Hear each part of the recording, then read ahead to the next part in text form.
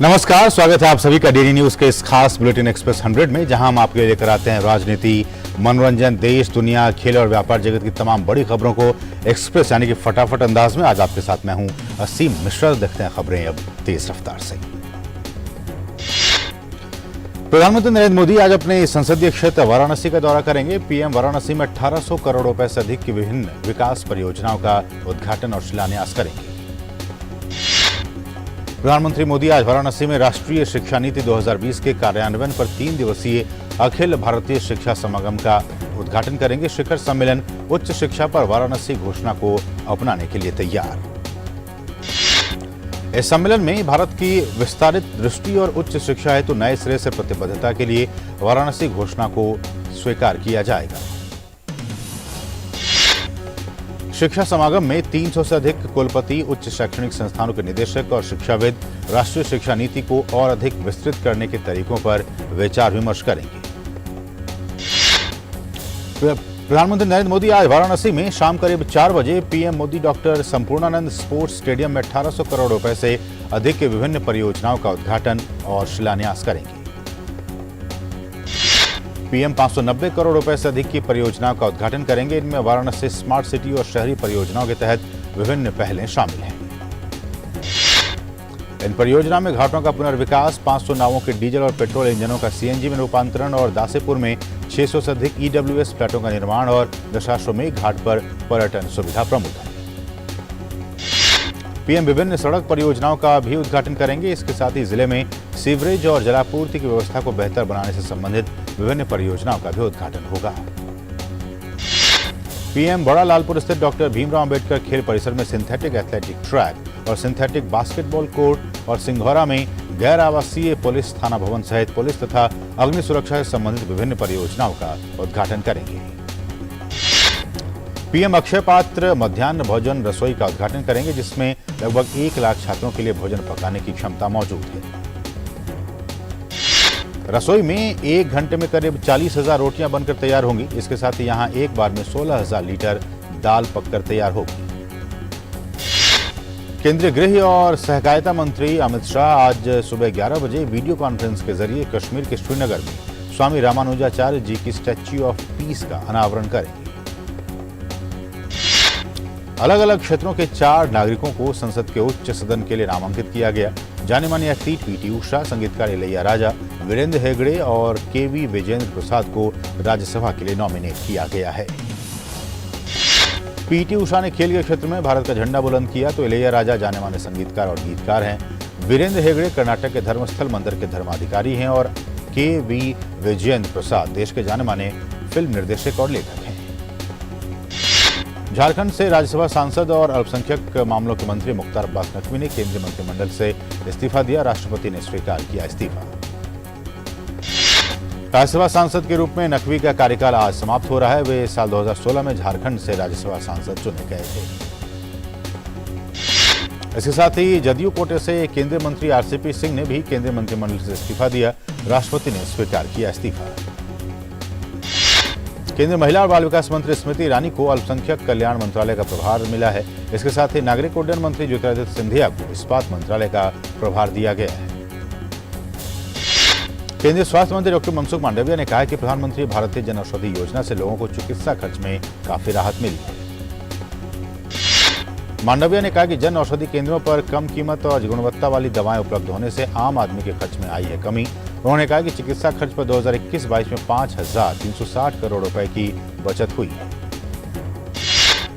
राष्ट्रपति चुनाव से पहले शिवसेना ने लोकसभा में अपने मुख्य सचेतक को बदला। लोकसभा अध्यक्ष ओम बिरला को लिखे पत्र में शिवसेना के राज्यसभा सांसद संजय राउत ने कहा, पार्टी ने भावना गवली के स्थान पर राजन विचारे को तत्काल प्रभाव से मुख्य सचेतक के तौर पर नामित किया है। इससे पहले शिवसेना सांसद राहुल शेवाले ने पार्टी अध्यक्ष उद्धव ठाकरे से राष्ट्रपति चुनाव के लिए एनडीए के उम्मीदवार द्रौपदी मुर्मू का समर्थन करने का आग्रह किया था। शिवसेना अध्यक्ष उद्धव ठाकरे के ऑटो रिक्शा वाले बयान पर मुख्यमंत्री एकनाथ शिंदे ने पलटवार किया। एकनाथ शिंदे ने कहा, ऑटो रिक्शा ने मर्सिडीज को पीछे छोड़ दिया है। एकनाथ शिंदे ने कहा, कांग्रेस और एनसीपी के साथ गठबंधन होने के कारण पिछली सरकार दाऊद इब्राहिम और मुंबई बम धमाके जैसे मुद्दों पर कोई फैसला नहीं ले पा रही थी। महाराष्ट्र के मुख्यमंत्री एकनाथ शिंदे ने कहा कि महाराष्ट्र में भाजपा ने हमारे हिंदुत्व और विकास के एजेंडे के कारण हमारा समर्थन किया है। महाराष्ट्र में कई दिन से जारी मूसलाधार बारिश से कई जिलों में जनजीवन अस्त व्यस्त हो गया है। राज्य की कई नदियां उफान पर हैं। मौसम विभाग के मुताबिक अगले 5 दिनों तक राज्य में भारी बारिश होने की संभावना है।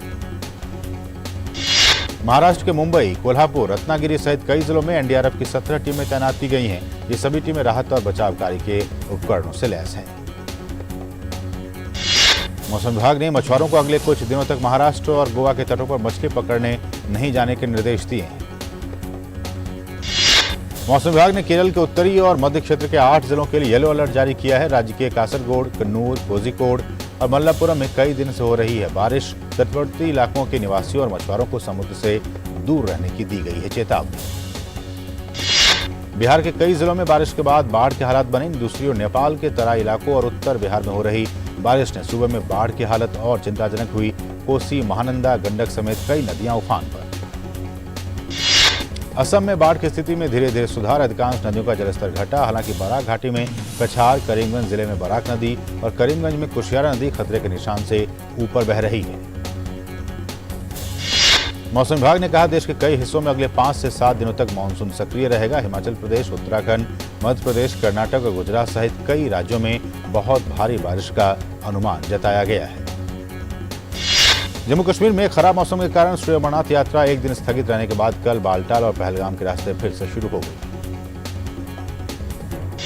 पहलगाम के रास्ते 3,363 जबकि बालटाल मार्ग से 2,619 तीर्थयात्रियों का एक जत्था कल सुबह 209 वाहनों के काफिले में सब जम्मू के भगवती नगर बेस कैंप से रवाना हुआ। कल शाम तक कुल 73,546 यात्रियों ने भगवान शिव के दर्शन किए। ऑनलाइन दर्शन श्री अमरनाथ जी श्राइन बोर्ड की वेबसाइट www.sriamarnathjshrine.com पर भी उपलब्ध है। अमरनाथ यात्रा के दौरान भारत तिब्बत सीमा पुलिस के जवान सुरक्षा ड्यूटी के साथ ही ऊंचाई वाले स्थानों पर जरूरतमंद यात्रियों को ऑक्सीजन उपलब्ध कराकर उन्हें मदद कर रहे हैं। सड़क परिवहन और राजमार्ग मंत्री नितिन गडकरी ने कहा कि पुणे सतारा राजमार्ग पर खम्बटकी घाट की 6 लेन वाली नई सुरंग के अगले साल मार्च तक तैयार हो जाने की संभावना है। परियोजना की कुल लागत लगभग 926 करोड़ रुपए है।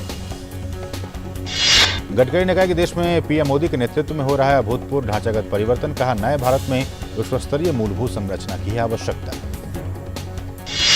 नागरिक उड्डयन मंत्रालय ने ड्रोन और उसके कलपुर्जों के लिए उत्पादन लिंक्ड प्रोत्साहन योजना के तहत 23 लाभार्थियों की दूसरी अस्थायी सूची जारी की। और यहाँ रुके एक और छोटे से ब्रेक के लिए आप देखते रहिए डीडी न्यूज।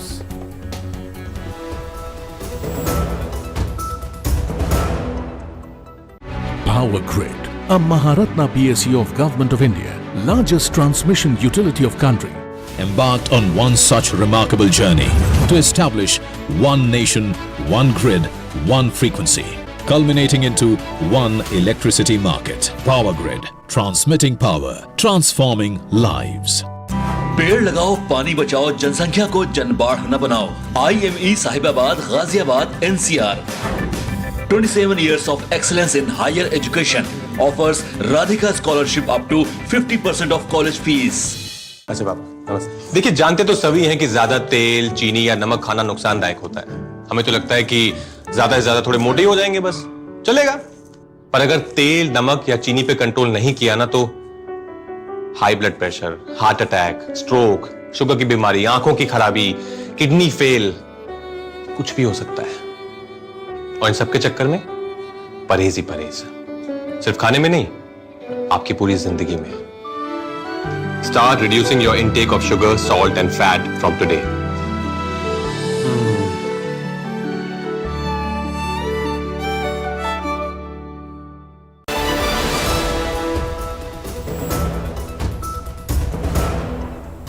और कुछ दूसरी अहम खबरें फटाफट अंदाज में। 12 ड्रोन निर्माता और 11 ड्रोन कलपुर्जा इस लिस्ट में शामिल हैं। ड्रोन और ड्रोन घटकों के लिए PLI योजना को पिछले साल सितंबर महीने में अधिसूचित किया गया था। पर्यावरण, वन और जलवायु परिवर्तन मंत्रालय आजादी का अमृत महोत्सव के तहत आगामी शुक्रवार को नई दिल्ली में हरियाली महोत्सव का आयोजन करेगा। इस महोत्सव के तहत विभिन्न राज्यों में 75 नगर वनों, 75 थानों और 75 स्कूलों की भागीदारी से पौधारोपण अभियान चलाया जा रहा है। हरियाली महोत्सव का आयोजन सतत विकास के लिए वृक्षों के महत्व के बारे में जागरूकता पैदा करने के लिए किया जा रहा है। देश में पिछले 3 वर्ष में खिलौनों के आयात में 70% की कमी आई है, जबकि निर्यात में 61% की वृद्धि हुई है। सरकार ने कहा कि इस क्षेत्र में मेक इन इंडिया का सकारात्मक प्रभाव पड़ा है। टॉयज बिजनेस छोटे, मध्यम और बड़े उद्यमों द्वारा मेड इन इंडिया उत्पादों के साथ 96 प्रदर्शकों को आकर्षित किया है। अमरावती में उमेश कोल्हे की हत्या के मामले में एनआईए ने महाराष्ट्र में कई स्थानों पर तलाशी ली। एनआईए ने महाराष्ट्र के अमरावती जिले में 13 स्थानों पर छापेमारी की। केंद्र शासित प्रदेश दीव में नगर परिषद चुनाव के लिए आज मतदान, नतीजे 9 जुलाई को घोषित किए जाएंगे। राष्ट्रव्यापी टीकाकरण अभियान के तहत अब तक 198 करोड़ 31 लाख से अधिक टीके लगाए जा चुके हैं। पिछले 24 घंटे में 10 लाख से अधिक टीके लगाए गए। वहीं 12 से 14 आयु वर्ग को 6.16 करोड़ से अधिक कोविड रोधी टीके लगाए जा चुके हैं। 15 से 18 आयु वर्ग को 6.5 करोड़ से अधिक कोविड रोधी टीके लगाए जा चुके हैं। केंद्रीय स्वास्थ्य मंत्रालय ने कोरोना टीके की प्रिकॉशन डोज के लिए जरूरी अवधि में कमी की है। कोविड का प्रिकॉशन डोज अब 9 महीने की जगह 6 महीने में लगेगी। संभावित वैश्विक मंदी और मांग में कमी की आशंका के बीच विश्व में तेल की कीमतों में गिरावट आई है। अप्रैल के बाद पहली बार कच्चे तेल की कीमतें $100 प्रति बैरल से नीचे आ गई है। सरकार ने खाने के तेलों के दाम 10 रुपए तक घटाने का निर्देश दिया है। कंपनियों को 1 सप्ताह के अंदर खाद्य तेलों की कीमतों में 10 रुपए प्रति लीटर तक की कटौती करनी होगी। भारत का कोयला उत्पादन जून 2021 की तुलना में जून 2022 के दौरान 50.98 MT से 32.57% बढ़कर 67.59 मिलियन टन हो गया है। बिजली की मांग में वृद्धि के कारण जून 21 में 49.62 MT की तुलना में इस साल जून के दौरान बिजली उपयोगिता का प्रेषण 30.77% बढ़कर 64.89 MT हो गया है। गैस कंपनियों ने 14.2 किलोग्राम वाले एलपीजी सिलेंडर के दाम में 50 रुपए की बढ़ोतरी की है। वहीं 5 किलो वाले सिलेंडर की कीमत भी 18 रुपए बढ़ी है। एनपीसी अपने इंटरनेशनल पेमेंट सिस्टम को जल्द ही लॉन्च करने की तैयारी में है, जिसके बाद विदेश में गए भारतीय कम खर्च में आसानी से भारत पैसे भेज पाएंगे। रिलायंस रिटेल ने अमेरिकी फैशन ब्रांड गैप के साथ लंबी अवधि के समझौते पर हस्ताक्षर किए हैं। इस समझौते के तहत रिलायंस रिटेल भारत में गैप का आधिकारिक रिटेलर पार्टनर बन गया है। डोलो 650 टैबलेट बनाने वाली दवा कंपनी माइक्रो लैब्स पर आयकर विभाग ने छापेमारी की है। आयकर विभाग ने टैक्स चोरी के मामले में कंपनी के 40 ठिकानों पर छापे मारे। बैंक ऑफ बड़ौदा ने अपने चेक पेमेंट के नियमों में जरूरी बदलाव किए। 1 अगस्त से 5 लाख या उससे अधिक अमाउंट वाले चेक के पेमेंट के लिए पॉजिटिव पे सिस्टम अनिवार्य कर दिया गया है। भारत के एविएशन सेक्टर के रेगुलेटर डीजीसीए ने एयरलाइन स्पाइस जेट को उड़ान के दौरान विमानों में पाई गई तकनीकी गड़बड़ियों और सुरक्षा चूक से जुड़ी घटनाओं को लेकर कारण बताओ नोटिस जारी किया है। रूस ने पिछले 3 महीने में भारत और चीन को $24 अरब का तेल का निर्यात किया। इस दौरान चीन ने रूस से 18.9 अरब का तेल, गैस और कोल खरीदा, जबकि भारत ने मार्च से मई के दौरान रूस से 5.1 अरब का तेल खरीदा। आईवा इंडिया का अगले 5 साल में 8,000 करोड़ रुपए कारोबार का लक्ष्य तय किया है। कंपनी भारत में अपने कारोबार के विस्तार पर करीब 160 करोड़ रुपए का निवेश करने की योजना बनाई है।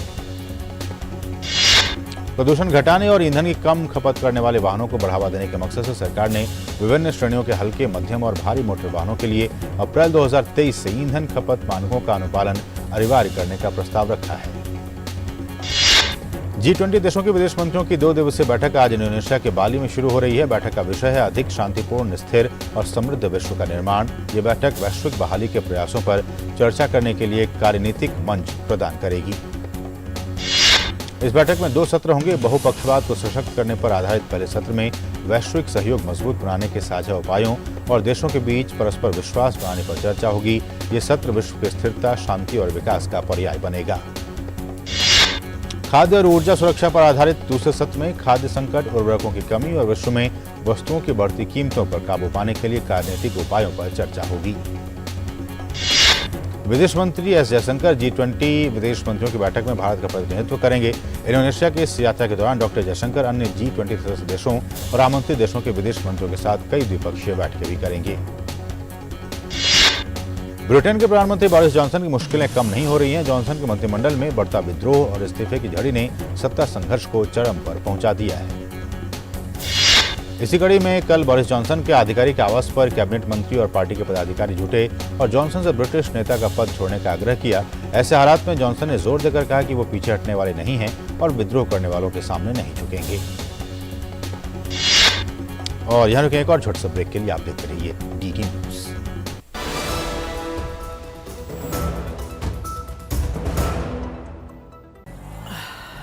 चल भाई, झुमके बदली कराने हैं। अरे आंटी, ये रही सामने सोने की दुकान, यहाँ से बदलवा लो। पर खरीदा तो उस दुकान से था। अरे अगर हॉलमार्क का निशान है ना तो कहीं से भी अदला बदली करा लो, वो भी बिना किसी डर के। सच? हाँ, 16 आने। सोना कहीं भी खरीदो, बेचो बेझिझक बेफिक्र हॉलमार्क के साथ। हॉलमार्क है तो सोना है। पेड़ लगाओ, पानी बचाओ, जनसंख्या को जनबाढ़ न बनाओ। IME Sahibabad, Ghaziabad, NCR। 27 years of excellence in higher education offers Radhika scholarship up to 50% of college fees. हीरे जैसे बदन को तराशता है एलॉइस हेयर रिमूवल क्रीम। त्वचा बनेगी शाइनी और लवली। एलॉइस hair removal cream. Just look at it, sir. 0 to 100 in 5 seconds flat. Really? आपकी है? तुम्हें भी अपने बुढ़ापे में कॉम्प्रोमाइज नहीं करना है तो अभी से नेशनल पेंशन सिस्टम में इन्वेस्ट करो। नेशनल पेंशन सिस्टम ये 60 की उम्र तक पैसे बचाता और बढ़ाता है और फिर उन्हीं पैसों को हर महीने सैलरी की तरह आप तक पहुंचाया जाता है। 1800110708 और website www.pfrda.org.in। National pension system में इन्वेस्ट करने से टैक्स भी बचता है सर। National pension system.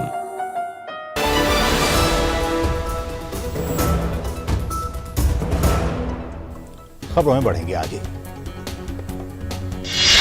एक सूत्र ने कहा है कि अगर जॉनसन लड़ने का फैसला करते हैं तो उनके समर्थन में भी लोग हैं। लगातार इस्तीफों के बावजूद जॉनसन ने कहा है कि साल 2019 के राष्ट्रीय चुनाव से उनके पास जनादेश है जिसे उन्होंने भारी बहुमत से जीता था। उन्होंने एक संसदीय समिति से कहा कि मैं पद छोड़ने वाला नहीं हूं और इस संघर्ष में आखिरी चीज स्पष्ट रूप से चुनाव है।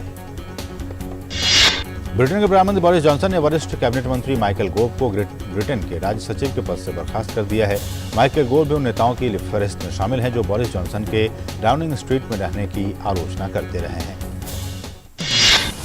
आयरलैंड के प्रधानमंत्री माइकल मार्टिन ने बुधवार को कीव में यूक्रेन के राष्ट्रपति जेलेंस्की से मुलाकात की। मार्टिन ने रूसी हमले से प्रभावित बुका और बोरोड्यांका क्षेत्रों का भी दौरा किया। एक संयुक्त संवाददाता सम्मेलन को संबोधित करते हुए मार्टिन ने कहा कि यूक्रेन पर रूस का हमला अंतर्राष्ट्रीय कानून का घोर उल्लंघन है और युद्ध अपराध करने वालों के लिए कोई छिपने की जगह नहीं होगी। उन्होंने यूक्रेन के लोगों के प्रति अपने पूर्ण समर्थन की बात को दोहराया। संवाददाता सम्मेलन में यूक्रेन के राष्ट्रपति ने कहा कि हमारे आयरिश मित्र यूक्रेन के खिलाफ और पूरी लोकतांत्रिक दुनिया के खिलाफ इस रूसी युद्ध से उत्पन्न खतरों से पूरी तरह अवगत हैं। प्रधानमंत्री माइकल मार्टिन के साथ बातचीत के दौरान हमने इन खतरों, विशेष रूप से खाद्य सुरक्षा के साथ साथ ऊर्जा के मुद्दों के संबंधों पर चर्चा की। जर्मन चांसलर ओलाफ स्कोल्ज ने कहा कि जर्मनी बहुत लंबे समय से रूसी ऊर्जा पर निर्भर रहा है और यूक्रेन पर रूस के आक्रमण के बाद जर्मनी को हरित ऊर्जा में अपनी निर्भरता बढ़ाने की आवश्यकता है। स्कोल्ज ने जोर देकर कहा कि मॉस्को ऊर्जा का उपयोग एक रणनीतिक राजनीतिक हथियार के तौर पर कर रहा है। हज की शुरुआत हो चुकी है। सऊदी अरब ने इस बार करीब 10 लाख हज अनुयायियों को तीर्थ यात्रा की मंजूरी दी है। साल 2019 के बाद ये पहला मौका है जब इतनी भारी संख्या में तीर्थयात्री यहां पहुंचे हैं। यूक्रेन के स्लोवियास्क शहर में पिछले 2 हफ्तों से गोलीबारी जारी है। स्लोवियास्क के मेयर ने एक वीडियो ब्रीफिंग में कहा कि स्थिति तनावपूर्ण है और 24 फरवरी को यूक्रेन में रूसी हमले के बाद से अब तक वहां 17 निवासी मारे जा चुके हैं। केंद्रीय खेल मंत्री अनुराग सिंह ठाकुर आज बर्मिंघम राष्ट्रमंडल खेलों में हिस्सा लेने वाले एथलीटों को विदा करेंगे। एथलीटों के विदा करने के दौरान एक कार्यक्रम में केंद्रीय खेल मंत्री भारतीय टीम के आधिकारिक किट का भी अनावरण करेंगे। भारत की तरफ से इस बार बर्मिंघम राष्ट्रमंडल खेलों में 215 एथलीट हिस्सा लेंगे जिसमें पैरा एथलीट भी शामिल हैं। भारत और इंग्लैंड के बीच 3 मैचों की T20 सीरीज का पहला मुकाबला आज साउथहैम्पटन में खेला जाएगा। एजबेस्टन टेस्ट में हार के बाद टीम इंडिया अब इस T20 सीरीज में इंग्लैंड से बदला लेना चाहेगी। भारत और इंग्लैंड के बीच T20 के पहले मुकाबले में टीम इंडिया की अगुवाई एक बार फिर रोहित शर्मा करते नजर आएंगे, जो कोविड के चलते भारत और इंग्लैंड के बीच खेले गए टेस्ट मैच से बाहर थे। इंग्लैंड के खिलाफ पहले मैच में विराट कोहली और जसप्रीत बुमराह सहित पिछले टेस्ट मैच में शामिल कई भारतीय खिलाड़ी शामिल नहीं होंगे, जबकि हार्दिक पांड्या के साथ दीपक हुड्डा, ईशान किशन, दिनेश कार्तिक और उमरान मलिक जैसे खिलाड़ी मैदान पर होंगे। भारत बनाम इंग्लैंड सीरीज का दूसरा मुकाबला शनिवार को बर्मिंघम में खेला जाएगा, जबकि तीसरा टी20 मैच नॉटिंघम में आयोजित होगा। महिला हॉकी विश्व कप में पूल बी के अंतिम मुकाबले में भारत का सामना आज न्यूजीलैंड के साथ होगा। सीधे क्वार्टर फाइनल में प्रवेश करने के लिए भारतीय टीम इस मैच को हर हाल में जीतना चाहेगी। भारतीय हॉकी टीम अभी 2 अंक के साथ पूल बी में तीसरे स्थान पर है। न्यूजीलैंड ने पिछले मैच में इंग्लैंड को 3-1 से हराया था। ऐसे में आत्मविश्वास से लबरेज भारतीय टीम भारत के सामने एक बड़ी चुनौती होगी। मलेशिया मास्टर्स में भारतीय खिलाड़ियों का प्रदर्शन जारी है। स्पर्धा के दूसरे दौर में आज पी कश्यप का सामना इंडोनेशिया के एंथनी के साथ होगा। मलेशिया मास्टर्स के दूसरे दौर में ही भारत के स्टार शटलर पीवी सिंधु आज चीन की झांग यी के खिलाफ मैदान पर उतरेगी। मलेशिया मास्टर्स के दूसरे दौर के अन्य मुकाबले में भारत के एच.एस. प्रणॉय और साई प्रणीत अपने अपने प्रतिद्वंदी के खिलाफ मैदान में उतरेंगे। दूसरी वरीयता प्राप्त राफेल नडाल ने विंबलडन में अपने जीत के सिलसिले को जारी रखते हुए सेमीफाइनल में जगह बना ली है। विंबलडन के सेमीफाइनल में फ्रेंच ओपन विजेता राफेल नडाल का सामना निक किर्गियोस से होगा। ऑस्ट्रेलिया के दिग्गज टेनिस खिलाड़ी निक किर्गियोस विंबलडन के सेमीफाइनल में जगह बनाने में कामयाब रहे। 27 वर्षीय किर्गियोस किसी ग्रैंड स्लैम के सेमीफाइनल में पहली बार पहुंचे हैं। महिला एकल स्पर्धा में रोमानिया की 30 वर्षीय सिमोना हालेप ने सेमीफाइनल में जगह बना ली है। सिमोना ने क्वार्टर फाइनल मुकाबले में 20 वर्षीय अमेरिकी खिलाड़ी अमांडा को 6-2, 6-4 से शिकस्त दी। विंबलडन में महिला एकल के दूसरे मुकाबले में 17वीं वरीयता प्राप्त रूस की एलेना रबयकीना ने ऑस्ट्रेलियाई अजला को हराकर स्पर्धा के सेमीफाइनल में जगह बना ली है। सानिया मिर्जा और उनके क्रोएशियाई जोड़ीदार मेट पेविक की जोड़ी को विंबलडन के मिश्रित युगल स्पर्धा की सेमीफाइनल में हार का सामना करना पड़ा है। शाहरुख खान की अपकमिंग फिल्म जवान में दक्षिणी फिल्मों के अभिनेता विजय सेतुपति नेगेटिव भूमिका में दिखाई देंगे। अभिनेत्री Aishwarya Rai upcoming historical drama film Ponniyin Selvan 1 में एक नया पोस्टर सोशल मीडिया पर शेयर किया है। पोस्टर के साथ ऐश्वर्या राय के किरदार और फिल्म के रिलीज डेट के बारे में भी बताया गया है। साउथ सुपरस्टार सामंथा रुथ प्रभु जल्द ही बॉलीवुड में एंट्री होने वाली है। रिपोर्ट्स के मुताबिक रुथ ने आयुष्मान खुराना के साथ अपनी पहली हिंदी फिल्म साइन की है। सुनील शेट्टी और विवेक ओबराय एक नई वेब सीरीज का नाम धारावी बैंक के नाम से जोगी की अनकही कहानी लेकर आ रहे हैं। इसमें प्यार, नफरत, क्राइम और थ्रिलर सब कुछ देखने को मिलेगा। तो इसके साथ ही एक्सप्रेस में बस इतना ही। मुझे और हमारी पूरी टीम को दीजिए अनुमति। नमस्कार।